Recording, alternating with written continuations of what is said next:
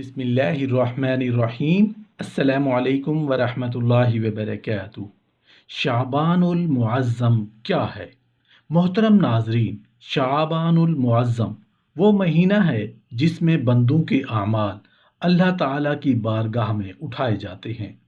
یہ مہینہ رمضان سے متصل ہے اور قریب ہے، یعنی اس مہینہ کے اختتام ہونے پر رمضان المبارک کا برکتوں والا، رحمتوں والا، بخشش والا مہینہ شروع ہو جاتا ہے، اور رسول اللہ صلی اللہ علیہ وآلہ وسلم اس مہینہ میں کثرت سے نفلی روزے رکھا کرتے تھے۔ اور یہی وہ مبارک مہینہ ہے کہ اس میں ایک بابرکت رات آتی ہے جو شب برات کہلاتی ہے۔ حدیث میں آتا ہے جس کا مفہوم ہے کہ اس ماہ میں روزہ رکھنے والے پر رحمتوں کا نزول ہوتا ہے یہاں تک کہ وہ جنت میں داخل ہو جاتا ہے۔ چونکہ یہ مہینہ رحمتوں کے پھیلنے کا ہے، اس لیے اس کو شعبان کہا جاتا ہے۔ رسول اللہ صلی اللہ علیہ وآلہ وسلم نے اللہ تعالیٰ سے اس مہینہ میں برکت کی دعا فرمائی۔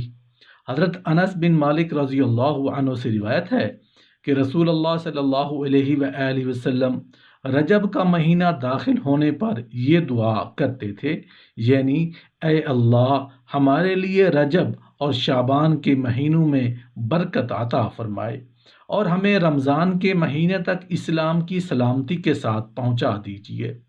حضرت عائشہ صدیقہ رضی اللہ عنہا سے روایت ہے کہ رسول اللہ صلی اللہ علیہ وآلہ وسلم شعبان کے چاند اور اس کے مہینہ کی تاریخوں کی حفاظت کا جتنا اہتمام کیا کرتے تھے، اتنا اہتمام کسی اور مہینے کے چاند کا نہیں کرتے تھے۔ پھر رمضان کا چاند دیکھ کر روزے رکھتے اور اگر چاند دکھائی نہ دیتا تو 30 دن پورے کرتے تھے، پھر رمضان کے روزے رکھتے تھے۔ کثرت سے روزے رکھنے کی وجہ یہ ہو سکتی ہے کہ اس مہینے میں ایک بابرکت رات ہے جس کا نام شب برات ہے۔ اس مہینے میں پورا سال میں مرنے والوں کا فیصلہ ہوتا ہے، تو رسول اللہ صلی اللہ علیہ وآلہ وسلم کو یہ بات پسند تھی کہ اس حال میں میرا نام لکھا جائے کہ میں روزے کی حالت میں ہوں۔ ایک اور وجہ بھی ہے کہ رمضان المبارک کے استقبال میں آپ صلی اللہ علیہ وآلہ وسلم اس مہینے میں کثرت سے روزے رکھتے تھے۔ رسول اللہ صلی اللہ علیہ وآلہ وسلم نے ارشاد فرمایا کہ مخلوق کی عمروں کا ایک شعبان سے دوسرے شعبان فیصلہ کیا جاتا ہے، یہاں تک کہ ایک آدمی نکاح کرتا ہے اور اس کی اولاد ہوتی ہے، حالانکہ اس کا نام مردوں کی فہرست میں شامل ہو چکا ہوتا ہے۔ حضرت انس بن مالک رضی اللہ عنہ سے روایت ہے کہ رسول اللہ صلی اللہ علیہ وآلہ وسلم کے بزرگ اصحاب شعبان کا چاند دیکھ کر قرآن کریم کو زیادہ پڑھا کرتے تھے۔ مسلمان اپنے مال سے زکوٰۃ بھی نکالا کرتے تھے تاکہ غریب اور مسکین لوگ فائدہ اٹھائیں اور ماہ رمضان المبارک کے روزے رکھنے کے لیے ان کا کوئی وسیلہ بن جائے۔ ایک حدیث ہے جس کا مفہوم کچھ اس طرح ہے کہ رسول اللہ صلی اللہ علیہ وآلہ وسلم نے ارشاد فرمایا کہ اللہ تبارک و تعالی شعبان کی 15ویں رات میں اپنے بندوں کی طرف متوجہ ہوتے ہیں، پھر اپنی سب مخلوق کی مغفرت فرما دیتے ہیں، مشرک اور بغض رکھنے والے کے علاوہ۔ اس رات میں اللہ تعالی ملک الموت کی طرف ہر اس جاندار کی روح قبض کرنے کی وحی فرماتے ہیں جن کے فوت ہونے کا اس سال میں اللہ تعالی ارادہ فرماتے ہیں۔ ایک حدیث ہے جس کا مفہوم کچھ اس طرح ہے کہ رسول اللہ صلی اللہ علیہ وآلہ وسلم سے پوچھا گیا کہ اے اللہ کے رسول، شعبان کے مہینے میں جتنے آپ نفل روزے رکھتے ہیں، آپ کسی اور مہینے میں اتنے روزے نہیں رکھتے۔ آپ صلی اللہ علیہ وآلہ وسلم نے فرمایا، یہ رجب اور رمضان کے درمیان وہ مہینہ ہے جس سے لوگ غافل ہو جاتے ہیں، اور اس مہینہ میں اعمال اللہ تعالیٰ کی بارگاہ میں اٹھائے جاتے ہیں۔ تو میں یہ چاہتا ہوں کہ جب میرے اعمال اٹھائے جائیں تو میں روزے سے ہوں۔ ایک حدیث ہے جس کا مفہوم کچھ اس طرح ہے کہ رسول اللہ صلی اللہ علیہ وآلہ وسلم نے ارشاد فرمایا کہ جب شعبان کی 15ویں رات ہوتی ہے تو اللہ تعالیٰ کی طرف سے ایک پکارنے والا پکارتا ہے کوئی مغفرت کا طلبگار کہ میں اس کی مغفرت کروں؟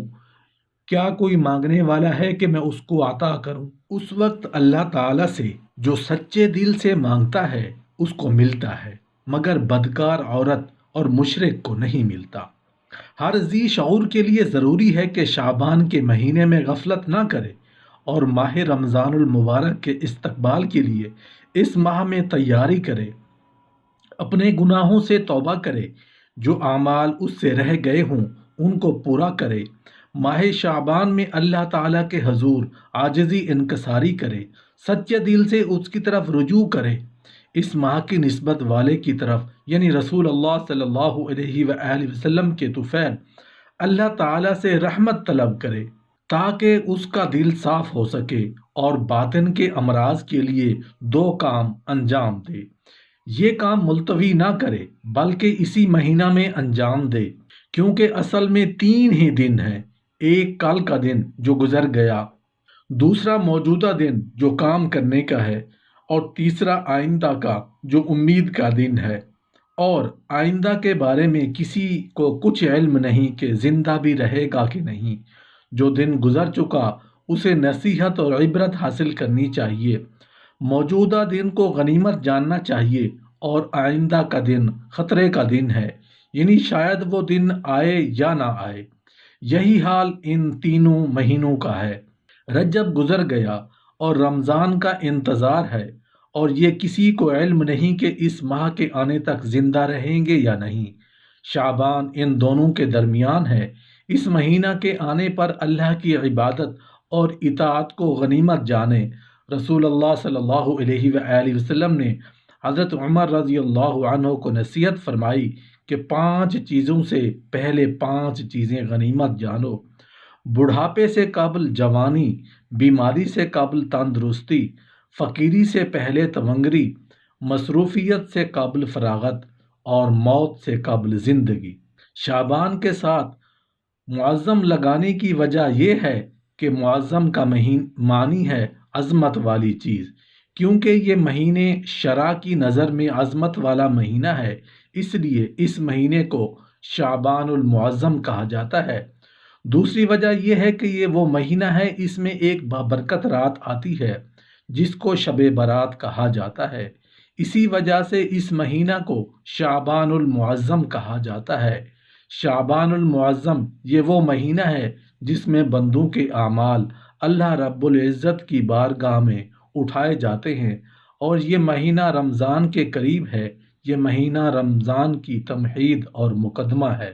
اللہ پاک سے دعا ہے کہ ماہ شعبان کا پورا احترام کرنے کی توفیق عطا فرمائے، اس مہینے کی رحمتوں اور برکتوں کو سمیٹنے کی توفیق عطا فرمائے، اور آنے والا مقدس مہینہ یعنی رمضان کو ہمارے لیے مقدر فرمائے۔ آمین یا رب العالمین۔